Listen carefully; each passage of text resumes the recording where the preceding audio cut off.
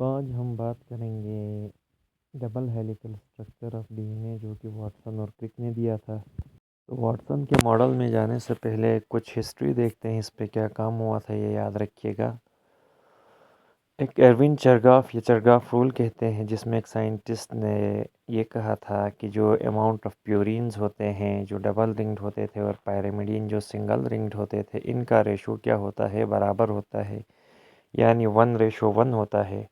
जितने amount of purine होगी उतना अमाउंट ऑफ पैरिमिडीन होगी। इसको हम चरगाफ रूल कहते हैं डीएनए और आरएनए के अंदर।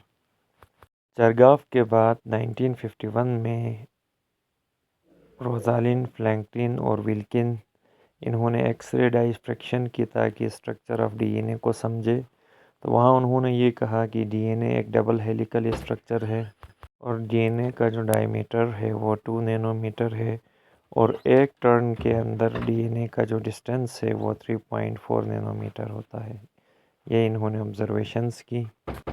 फिर इन्हीं यानी ऑब्जर्वेशंस की बुनियाद पे बाद में दो यानी ग्रेजुएट स्टूडेंट्स थे जो कि कैम्ब्रिज यूनिवर्सिटी में पढ़ते थे, जिनका नाम था वाटसन और क्रिक। तो वाटसन और क्रिक ने बाद में इसी रिसर्च को आगे बढ़ाया और आगे बढ़ा के फिर उन्होंने मॉडल दिया डीएनए का, और इन्होंने एक फ़िज़िकल मॉडल दिया डीएनए का जो कि आज वाटसन क्रिक डीएनए मॉडल से याद किया जाता है।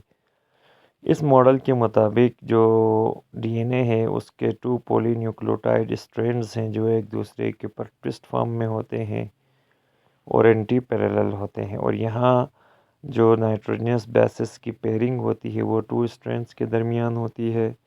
जैसे यहाँ देखें, एडेनिन थाइमिन के साथ डबल बाउंड बनाता है हाइड्रोजन का, और ग्वानिन साइटोसिन के साथ मिलकर यहाँ ट्रिपल हाइड्रोजन बाउंड बनाता है।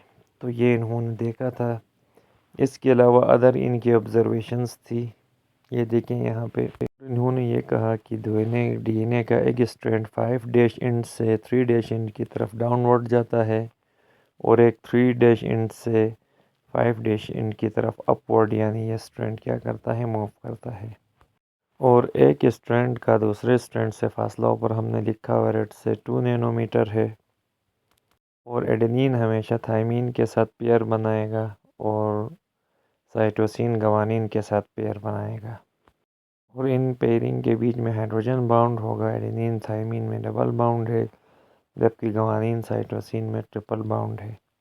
यहाँ शुगर और फॉस्फोलिपिड्स जो कि इनके साथ मिलकर ये बैकबोन बनाते हैं, और एक पूरे कंप्लीट टर्न में यहाँ 10 पेयर्स होते हैं न्यूक्लियोटाइड्स के,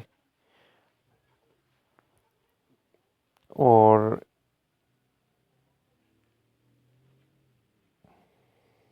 का जो टोटल डिस्टेंस होता है इनके ऊपर से नीचे तक ये 34 एंगस्ट्रॉम होता है। तो ये बस आपने वाटसन क्रिक मॉडल डीएनए में ये बातें याद रखनी है।